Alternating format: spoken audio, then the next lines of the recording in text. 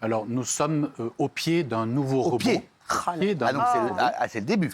C'est le début. Pourquoi ? Parce qu'effectivement, nous avons une augmentation des cas de contamination, mais nous avons aussi une accélération de cette augmentation. Et ça définit le rebond épidémique et la vague épidémique.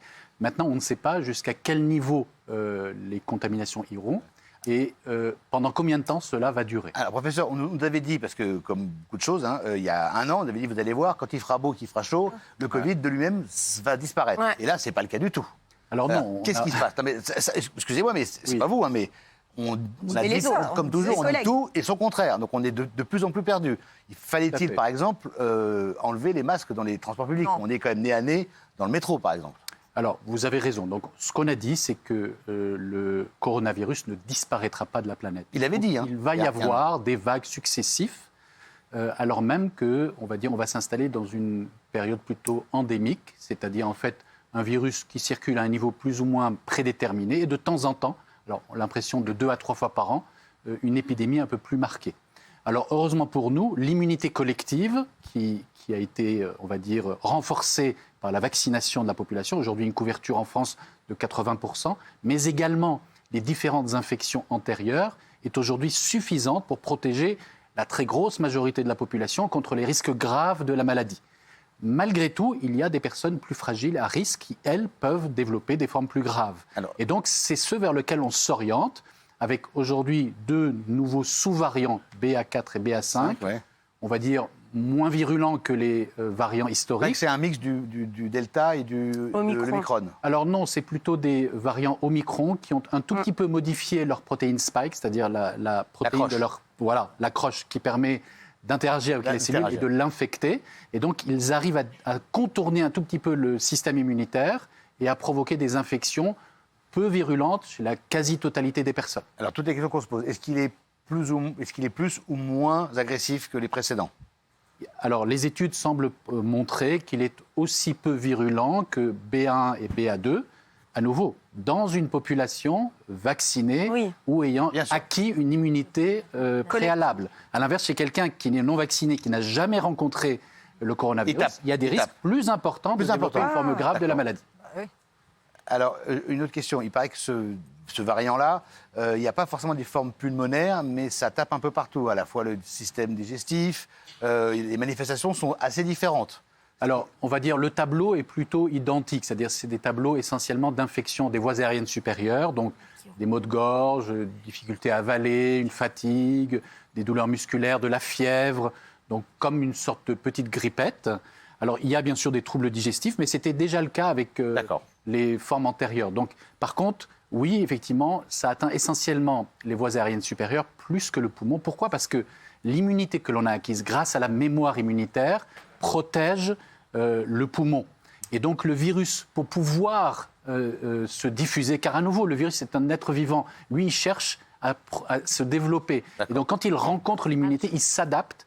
Et plutôt que d'aller essayer d'infecter le poumon et de se heurter au système immunitaire, il a trouvé une façon d'infecter les voies aériennes supérieures qui sont moins bien protégées par l'immunité acquise, et ainsi il peut se multiplier beaucoup plus rapidement. Est-ce qu'on n'est pas un peu trop alarmiste avec ces nouveaux variants ? Est-ce que les médias ne jouent pas un rôle là-dedans ? Parce que les gros titres, c'est toujours rebond épidémique, attention, danger, et quand on lit les articles, c'est OK, il y a beaucoup de cas, mais pas de forme grave. Est-ce qu'au final, ça ne joue pas sur la peur des gens, et ça fait paniquer les gens pour les vacances ? Est-ce que les médias jouent un rôle là-dedans ?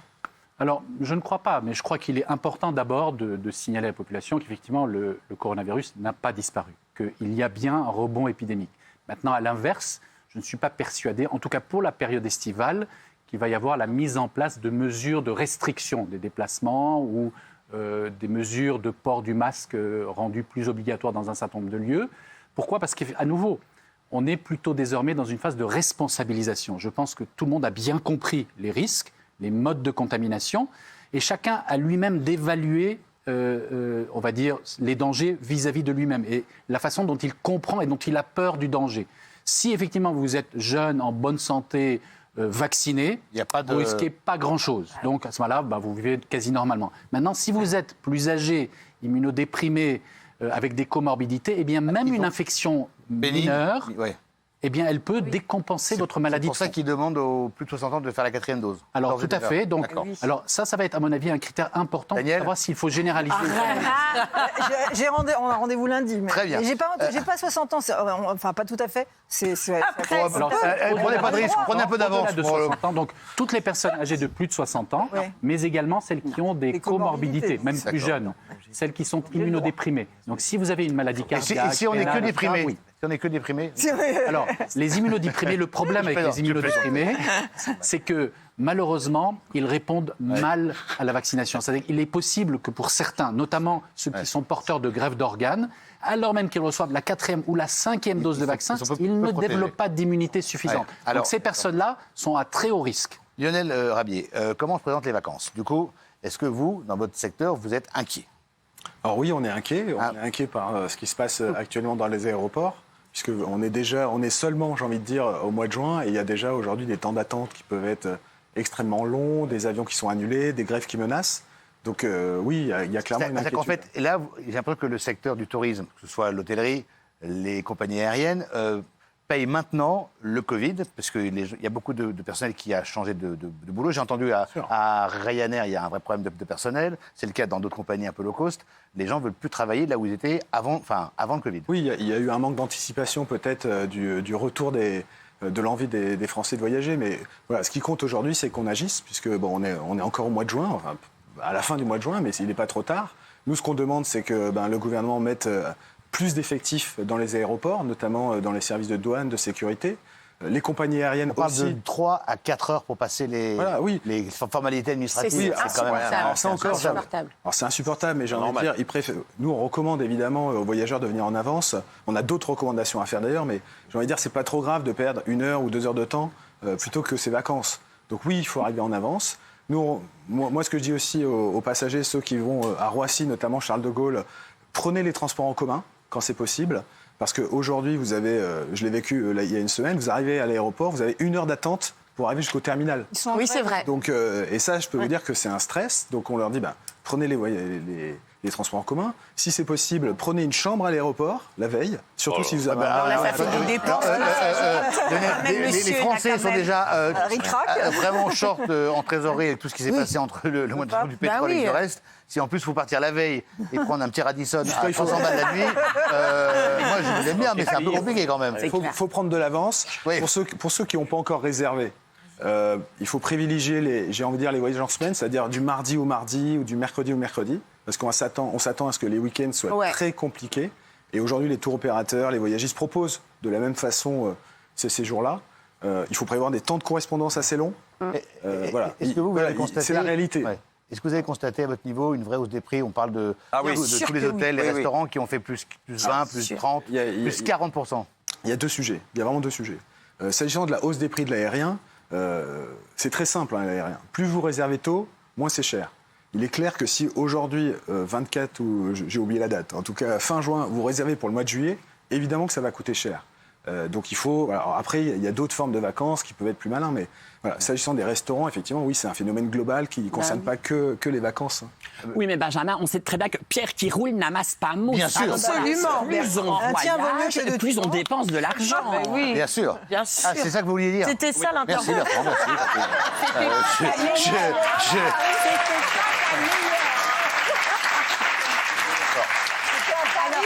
Alors, Ludivine qui passe, je vous le dis, mesdames et messieurs, Ludivine qui passe son temps entre la France et les Antilles, puisqu'elle est ambassadrice d'une célèbre compagnie aérienne, donc en plus, elle ne paye pas les billets. Oui, donc allez-y. et pas que les Antilles, puisque je reviens de Marrakech d'ailleurs. Ça va, c'est bon, vous ne la ramenez pas trop non plus. Les Antilles. Moi, je vais voir 2 choses avec vous. Alors, la toute première, il y a une chose que j'ai testée, et je pense que c'est un bon conseil pour les gens, sur des compagnies low cost notamment, où ça coûte pas trop cher, les fast pass, ça coûte en général 15 balles, ça change la vie parce que vous avez donc, vous passez pas Ludivine, quand vous êtes avec 3 enfants, et comment vous faites? Vous avez 15 plus 15 plus 15 plus 15. Il faut payer les bagages en plus, il faut payer les en tout cas, vous n'avez pas la nuit d'hôtel la veille. Oui, c'est vrai. Voilà, et il n'y a pas nécessairement les transports, les ceci et tout Sinon, ça. il y a le fast-pass ou la première classe. C'est ça. Donc, vaut mieux prendre les fast-pass, on est d'accord? Et moi, je veux savoir, parce que par exemple, justement, comme je vais encore voyager cet été, moi, j'ai mon schéma vaccinal complet. Est-ce que ça continuera à nous nous suffire ou est-ce qu'on va nous demander les tests PCR et tout comme avant? On va demander au professeur McGavran. Alors non, ça devrait suffire. D'accord. Par contre, effectivement, il faut absolument les 2 doses et la dose de rappel. C'est ça. C'est ça qui est J'ai nécessaire. toutes mes doses, docteur. Et d'ailleurs, Est-ce qu'on peut espérer bientôt qu'on ne demande plus du tout de vaccin? Parce qu'il y a du coup plein de personnes qui ne peuvent pas voyager à l'étranger. probablement pas pour cet été. Voilà, c'est parce ça. que les pays de la communauté européenne se sont mis d'accord que le pass vaccinal sera encore exigible pour les voyages entre les pays. Lionel, est-ce que les Français partent plutôt à l'étranger, au Maghreb, ou plutôt, je sais pas, en Espagne, ou plutôt restent en France? Non, aujourd'hui, on voit vraiment un retour vers les vacances à l'étranger. D'ailleurs, je voudrais préciser une chose, quand on parle des vacances, vous avez plus d'un tiers des voyageurs, c'est ce qu'on appelle, on va dire, les voyageurs ethniques. C'est des gens qui, tout simplement, vont retrouver leur famille, qu'ils n'ont pas vue depuis 2 ans, beaucoup dans les pays du Maghreb. Ouais. Donc voilà, c'est aussi ça, le voyage. Mais clairement, oui, on observe une envie d'aller à l'étranger. Alors la France, c'est formidable. Mais voilà, ça fait 2 ans que les Français sont on a besoin restés d'air. majoritairement en France, quand même. Oui. Et juste Les sur trains le sont Covid, complets, personnellement, je pense que c'est une excellente chose, effectivement, que les pays demandent encore qu'ils soient vaccinés, puisque justement, ça nous protège par rapport à cette résurgence. Et on peut se dire que finalement, quand on part en vacances, quand on prend l'avion, eh ben, on n'est qu'avec des gens qui sont protégés eux aussi. Alors, Côte d'Azur, j'ai vu, plus 30%. Ah oui, mais Espagne, moins 7. Charente. Languedoc, plus 7. Atlantique Sud, ouais, ça va, ça. oui, la Côte d'Azur, Benjamin, plus Allez, 3. Portugal, moins 32. Alors, pourquoi moins 32 Les gens vont plus au Portugal? Alors, ce qu'il faut voir aussi, c'est que ce qu'on observe, c'est qu'il y a beaucoup de ventes de dernière minute. Donc, typiquement, les pays comme l'Espagne, le Portugal, la Grèce aussi, on observe là sur le mois de juin des hausses très fortes de réservation. Donc, je pense que ces chiffres seront un peu inversés. Pour le Portugal, j'ai aucune explication. Mais comme il n'y a plus d'avions et qu'il y a des grèves partout, c'est compliqué de partir au Portugal. Oui, alors il n'y a pas de grève partout, mais c'est vrai que, voilà, aujourd'hui, comme je l'ai dit, les Français, ils ont envie de partir en vacances. Je pense qu'il faut qu'il y ait un peu. Apparemment, une cause commune on et manque que ces grèves de soient train. Il n'y a reportées. plus de place de train. Il n'y a plus de place d'avion. Il y a des grèves d'avion. Et il y a une grève. Faut voyager, en ça va 3 heures à l'aéroport, il faut prendre une chambre Il faut prendre d'hôtel une chambre la veille. Non, mais- Il faut payer ta mère pour. Non, Moi, Il faut avoir 4 doses. Je lance un appel à ce que ces personnels attendent on marche sur la tête. le mois de septembre ou le mois d'octobre pour faire grève. On n'a là, pas il y a le une grève droit le 6 juillet, on n'a pas le droit de gâcher les vacances des Français, surtout cette année. On n'a Bah, pas le c'est- droit. Alors ça, je pense que votre appel n'a pas du tout été Non, mais entendu. il y a des- hein. Pas Il y a des encore, grèves je viens tout le juste de le faire. Ouais. Vous avez montré votre Oui, graphique, ouais. la Côte d'Azur, plus 30%. Vous avez vu les prix en Côte d'Azur que vous voulez, si vous voulez prendre un hôtel, Bah oui. si vous voulez louer une voiture, si vous voulez Alors, les aller à la voitures, c'est plage. encore pire. C'est plus 40% de location de C'est clair. bagnole. C'est Oui, un enfer. Mais Oui, c'est Magali, vous Moi, j'ai partez. la tante d'une amie qui travaille dans un truc aérien, là, qui m'a dit qu'ils allaient Alors, une remettre compagnie, les ça masques. fait pas un truc, c'est une compagnie aérienne. Un truc aérien. J'ai la tata d'une amie qui travaille dans une compagnie aérienne qui m'a dit qu'on allait remettre les masques dans l'avion. Est-ce que c'est vrai? Non, alors aujourd'hui, il n'y a plus de règlement qui l'impose.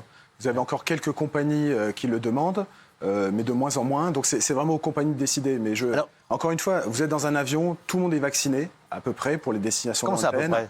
Vous avez une circulation d'air. Aujourd'hui, après 2 ans de Covid, on n'a aucun cluster issu d'un avion. Ouais. Alors, Et si- Donc, elle alors, m'a menti. Et attendez, pourtant, juste- on continue à Est-ce faire qu'on chier les pourrait le Français parce que. savoir Non, mais là, non, je on prends- les fait je prends plus souvent chier, je prends souvent des vols Espagne-Paris. Pourquoi et je vous avez... Pour quelle raison? Parce que Il y a un plan en Espagne. parce que ma copine habite en Espagne et l'Espagne, par exemple, c'est un pays qui attire beaucoup les Français. Eh bien, c'est un pays qui a décidé qu'on continuait à mettre le masque dans les avions pour venir en France. Je vais vous Donc, on continue à nous faire des chier. images C'est du une heure de professeur vol. Alain Fischer qui, quand ça même, dépend où. recommande, et je pense qu'il n'a pas complètement tort, de remettre volontairement le masque dans les transports en commun. Ouais. Forcément, on est comme ça, c'est quand même plus prudent, regardez. Ah, mais c'est ridicule. Bah non. On marche sur la tête. Les transports, est-ce que vous le souhaitez? Je pense que ça se discute sérieusement. À titre personnel, je ne sais pas strictement mon champ d'action, je pense que dans les transports collectifs, c'est probablement raisonnable. En Il tous les faudrait cas, le réimposer? Certainement pour les personnes fragiles et je dirais probablement pour l'ensemble de la population parce que c'est une mesure de protection collective et qu'en faisant le petit effort de porter le masque, on contribue à protéger les personnes fragiles. Professeur, c'est c'était pas un peu ridicule. rapide Non, c'est pas ridicule. d'enlever le masque dans les transports en commun?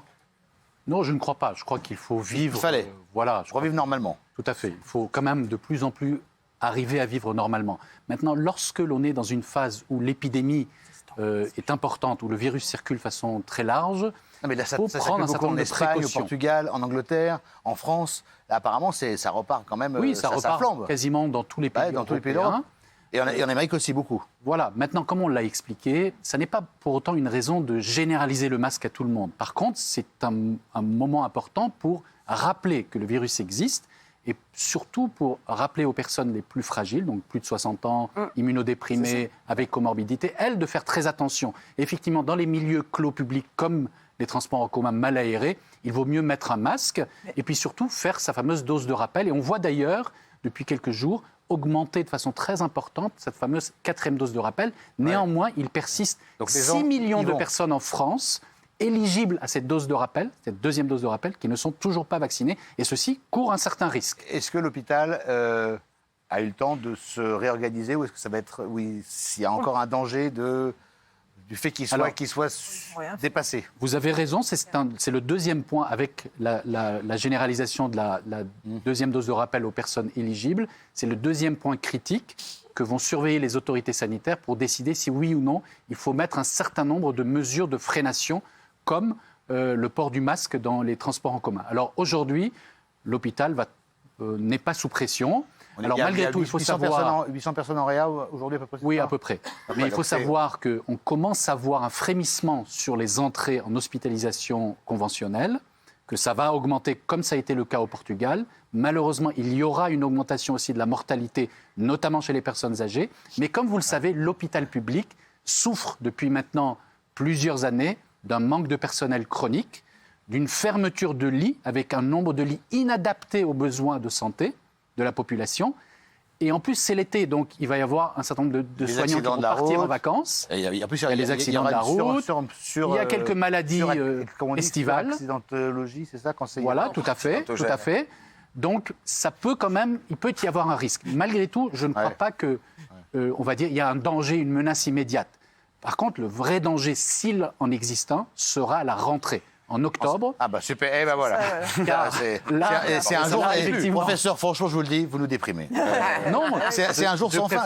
Oui. Chaque année, on va revivre la même chose. Bah oui, bien sûr. Oui, mais c'est le problème. Excusez-moi, j'ai une question. Est-ce qu'il y a autant de morts avec le Covid aujourd'hui qu'il y a 2 ans en arrière? 30 morts par jour. Non, ça n'a évidemment Est-ce qu'il y a lieu, maintenant, par rapport à d'autres maladies, par exemple, en fait, il ne faut pas tout simplement accepter cette maladie et peut-être se dire qu'il y a des maladies qui sont même encore plus dangereuses et pourtant on n'arrête pas de vivre à cause de ces maladies. Oui, tout à fait, mais je n'ai à aucun moment émis un message qu'il faut s'arrêter. Par contre, j'émets un message de précaution, de prévention vis-à-vis de la population qui, elle, prend un risque de décéder. Et donc, quand vous avez 70, 80 ans et que vous êtes plutôt en bonne santé, c'est dommage d'être infecté par un petit virus et de finir en réanimation et malheureusement de mourir. Et tous les jours, il y a 75 décès en France. Et un certain nombre d'entre eux peuvent être évitables. Alors, tout simplement. Didier, quelques conseils pour ceux qui nous regardent pour essayer d'améliorer l'ordinaire pour les vacances. Est-ce qu'il y a 2-3 petits trucs qu'on pourrait donner pour essayer de trouver le bon plan, le bon endroit, ou est-ce que c'est foutu et il n'y a plus d'oseille et tout est trop cher? Alors pour ceux qui n'ont pas encore réservé, je dirais qu'il faut sortir des sentiers battus. Alors je pensais par exemple à un bon plan, ça pourrait être de faire une croisière au départ de Marseille, qui vous permet de voir l'Espagne, l'Italie et plein d'autres pays. Vous n'avez même pas besoin de prendre l'avion. Ça, c'est pas trop cher, ça? Ah non, c'est pas trop cher parce qu'il y a encore des capacités. C'est quoi pas trop cher? C'est quoi pas trop cher? Pas trop cher, c'est 700, 800 euros pour une semaine. Alors peut-être, voilà, je suis pas allé. Comme on dit, en all inclusive? Bah oui, sur la croisière, c'est all inclusive. Donc ça, c'est un vrai bon plan. Après, il y a des destinations. Si vous avez un copain qui a un yacht aussi, ça peut aider. Voilà, ça, c'est un autre bon plan. Ah oui, on voit qui? Il y a des destinations auxquelles on pense pas forcément. Comme Malte, comme Chypre, qui offre, j'ai envie de dire, les mêmes atouts. Aussi, c'est pas cher. Alors Palma de Majorque qui est assez blindé quand même pour l'été, mais non, c'est pas cher, mais il y a beaucoup de monde. Malte, par exemple, vous avez des plages extraordinaires, Chypre aussi, et ça coûte moins cher. Il y a un peu moins de monde quand même qu'en Grèce actuellement ou qu'en Espagne.